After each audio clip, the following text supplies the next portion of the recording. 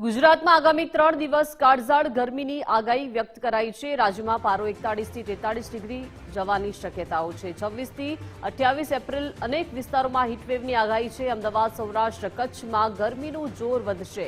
26 એપ્રિલે મતદાનના દિવસે પણ આકરી ગરમી પડશે। હવામાન વિભાગ દ્વારા રાજ્યમાં હીટવેવના સંકેત આપ્યા છે। મતદાનના દિવસે લોકોએ ગરમીનો સામનો કરવો પડી શકે છે।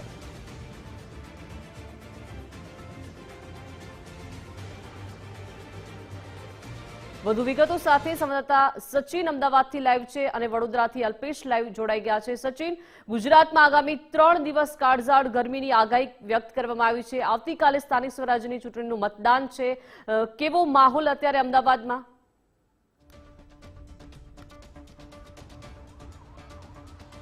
ખાસ વાત કરવામાં આવે તો અત્યારે હાલ જે રીતે અંગ દજાડતી ગરમીનો સામનો નગરજનો અમદાવાદ વાસીઓ કરી રહ્યા છે। મહત્વની વાત છે કે હવામાન વિભાગ દ્વારા પણ આગાહી કરવામાં આવી છે। 26, 27 ને 28 આ 3 દિવસ અંગ દજાડતી ગરમી એટલે કે હીટવેવની આગાહી કરવામાં આવી છે।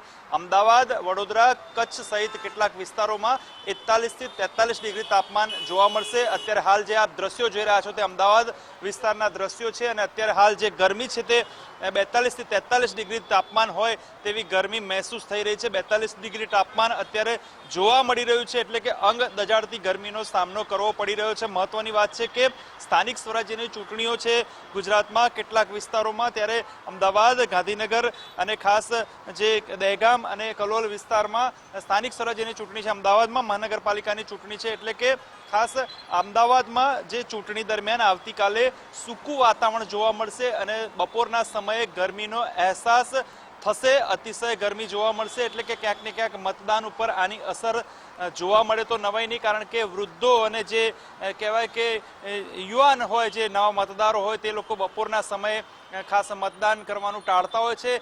બીજી તરફ વાત કરવામાં આવે તો હવામાન વિભાગની જે આગાહી કરવામાં આવી છે તે આગાહી મુજબ હજી પણ 26, 27, 28 3 દિવસ ગરમીનું તાપમાન જોવા મળશે અને આ તાપમાનને લઈને હવે ખાસ લોકોએ પણ ગુજરાત ફર્સ્ટ અપીલ કરી રહ્યા છે કે ખાસ પાણી પીવું, છાશ પીવી અને સાથે સાથે જે સતત પાણીનો જે મારો ચાલુ રાખવો, કોટનના કપડાં, ફૂલ સ્લીવના કપડાં પહેરવા, ચશ્મા, ટોપી અને અકારણ બહાર ના નીકળવું, કારણ કે જે રીતે હીટવેવની આગાહી કરવામાં આવી છે સાથે સાથે મતદાન છે 26 તારીખે આવતીકાલે સ્થાનિક સ્વરાજ્યની ચૂંટણી છે અને એની અસર, ગરમીની અસર મતદારો પર પડે તો નવાઈ નહીં, મતદાનના આંકડા પર પડે તો નવાઈ નહીં, કારણ કે એક તરફ સ્થાનિક સ્વરાજ્યની ચૂંટણી છે, બીજી તરફ હવામાન વિભાગે સતત હીટવેવની આગાહી કરી છે 26, 27 ને 28 અને તેની ક્યાંક ને ક્યાંક ઝલક અને જે સ્થિતિ અત્યારે હાલ અમદાવાદમાં વર્તાઈ રહી છે એટલે કે અંગ દજાડતી ગરમી અત્યારે જોવા મળી રહી છે।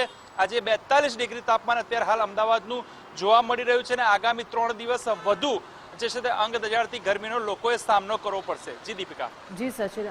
અલ્પેશ, રાજ્યમાં પારો 41 થી 43 ડિગ્રી જવાની શક્યતા છે। અનેક વિસ્તારોમાં હીટવેવની પણ આગાહી કરવામાં આવી છે। વડોદરામાં કેવી ગરમી છે, કેવો માહોલ? બિલકુલ છે દીપિકા, વડોદરા શહેરમાં પણ ગરમીનો પારો છે તે 42 ડિગ્રીએ પહોંચ્યો છે અને હજુ પણ 1 કલાકની અંદર 43 ડિગ્રી થાય તેવી શક્યતાઓ દેખાઈ રહી છે। હાલ જે રીતે વાત કરવામાં આવે તો શહેરની અંદર જે તમામ પોશ એવા વિસ્તાર છે કે જ્યાં આ વિસ્તારની અંદર જે સતત ટ્રાફિકથી ધમધમતા હોય છે અને હવે જેમ જેમ ગરમીનો પારો વધી રહ્યો છે તેમ તેમ આ વિસ્તારના જે રોડ રસ્તા છે તે પણ ક્યાંક ને ક્યાંક સુમસામ બની રહ્યા છે। લોકો છે તે કામ વગર બહાર નીકળવાનું ટાળી રહ્યા છે અને જે પણ લોકો નીકળતા હોય તે મોઢે રૂમાલ, દુપટ્ટો બાંધીને નીકળતા જોવા મળી રહ્યા છે। જોકે અંગ દજાડતી આ ગરમી છે હવામાન વિભાગ દ્વારા પણ જે આગાહી કરવામાં આવી છે આગામી 2 થી 3 દિવસ આ પ્રકારની સ્થિતિ છે તે રહી શકે છે। તેને લઈને જે લોકો છે તે પણ ક્યાંક ને ક્યાંક હવે જે આગામી ચેતીના ભાગરૂપે બહાર નીકળવાનું ટાળી રહ્યા છે અને બિલકુલથી કોઈ પણ વસ્તુ શરીરને ન દજાડે તે માટે સંપૂર્ણ પોતાનો જે મોઢું છે તે પણ અથવા તો હેલ્મેટ પહેરીને નીકળી રહેતા હાલ જોવા મળી રહ્યા છે। ખાસ કરીને વાત કરીએ તો આ જે ગરમી છે ને તેની સીધી અસર છે તે રોડ રસ્તાઓ ઉપર પણ જોવા મળી રહી છે કે તમામ જે રોડ રસ્તાઓ છે તે સુમસામ બન્યા છે। જે રીતે મોટા વ્હીકલ છે તેની અંદર જ લોકો છે તે અહીંયાથી નીકળી રહ્યા છે। સાથે સાથે જે પણ કોઈ લોકો નીકળે છે તેઓ જે ઠંડા પીણા હોય અથવા તો જ્યુસનો હોય તેઓ સમયાંતરે આ જે પ્રવાહી છે તેનું સેવન કરતા હોય છે ને ક્યાંક ને ક્યાંક ગરમીથી બચવા માટેના અનેક ઉપાયો છે તેનો ઉપયોગ કરતા હોય છે। હાલ જે રીતે વાત કરવામાં આવે તો ગઈકાલે મતદાનની પ્રક્રિયા હાથ ધરવામાં આવશે ત્યારે સીધી અસર છે તે ક્યાંક ને ક્યાંક ટકાવારી પર અથવા તો જે મતદાન મથકો ઉપર વહેલી સવારે ભીડ, આ બેમાંથી એક શક્યતાઓ દેખાઈ રહી રહી છે. પરંતુ હાલ જે રીતે ગરમીનો પારો જેમ જેમ ચઢી રહ્યો છે તેમ પણ લોકોમાં પણ ક્યાંક ને ક્યાંક એક પ્રકારની ચિંતા છે તે દેખાઈ રહી છે અને લોકો છે તે ઘરની બહાર નીકળવાનું ટાળી રહ્યા છે. શહેરના મોટા ભાગના જે રોડ રસ્તાઓ છે તે ક્યાંક ને ક્યાંક સુમસામ બન્યા છે અને એકલ દોકલ જે વાહનો છે તે જ જે રસ્તા ઉપરથી પસાર થતા નીકળી રહ્યા છે. ખાસ કરીને વાત કરીએ તો હવામાન વિભાગની જે આગાહી કરી છે કે 2 થી 3 દિવસ આ પ્રકારની સ્થિતિ રહી શકે છે, એટલે લોકોએ પણ ચોક્કસ સાવચેત રહેવાની જરૂર છે ને જે લોકો પણ જે કામ સાથે બહાર નીકળે છે તેમણે પણ સાથે સાથે ઠંડા પીણાનું સેવન કરવું પડશે, કારણ કે જો નહીં કરે તો બિલકુલથી જે સ્વાસ્થ્ય માટે પણ ક્યાંક ને ક્યાંક આ જે અંગ દજાડતી ગરમી છે તે હાનિકારક સાબિત થઈ શકે છે.